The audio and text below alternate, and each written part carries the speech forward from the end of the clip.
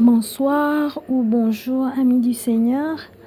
Je venais pour vous partager une parole de vie qui va porter sur la faveur. La faveur est une forme de pitié, comme on le sait, comme son nom le dit déjà. Et nous avons cette faveur par la grâce de Dieu notre Père en notre ami, je vais dire le Seigneur Jésus, qui est parti à la croix et qui nous a donné la possibilité de pouvoir bénéficier de cette faveur. Et par là, nous voyons que faveur veut dire grâce, parce que nous demeurons dans la grâce du Seigneur, car nous le savons que nous sommes tous pécheurs. Et le pécheur ne connaît pas la voie de Dieu. Le pécheur demeure dans beaucoup d'œuvres qui ne reflètent pas le Seigneur. Et quand nous connaissons que le monde actuellement est rempli de mauvaises œuvres qui ne reflètent pas Dieu, par l'habillement, par les comportements, donc pour ne dire que ça. Et dans les réseaux sociaux, c'est vraiment devenu je vais dire un canal qui vient complètement casser la faveur dans la vie de beaucoup de gens, parce que on véhicule beaucoup de messages de fornication, de débauche, de mauvaises paroles. Ça fait que les enfants aussi peuvent tomber sur des vidéos qui ne vont pas du tout leur communiquer le message, un bon message qui pourrait faire en sorte qu'ils ne vont pas copier les œuvres des ténèbres. Mais dans ce contexte, Dieu vient à notre secours. Dieu nous remplit de sa faveur et Dieu nous dit qu'il est avec nous. Donc ne minimisons pas les paroles du Seigneur.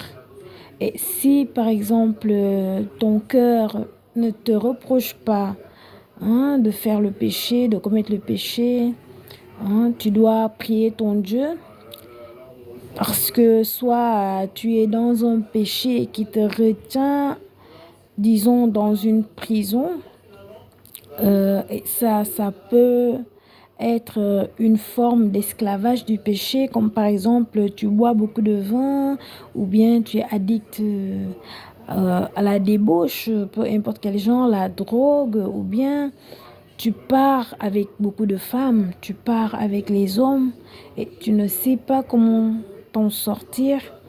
C'est ça l'esclavage, c'est ça la prison où le péché t'a mis. Même la cigarette peut être une prison, parce que on finit par être attaché par la nicotine. Et pour expliquer de façon plus claire, donc si ta conscience ne te dit pas que tu es dans le péché, si tu vis bien sûr des situations comme ça, alors faut t'en remettre à Dieu.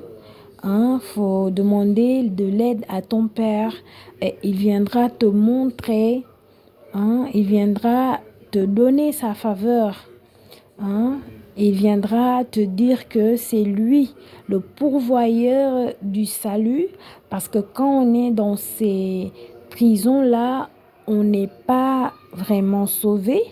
Mais Jésus nous dit qu'à la croix, il a sauvé le monde entier, parce que nous-mêmes qui parlons de Dieu, on était également dans des péchés divers, dans des prisons également de la chair.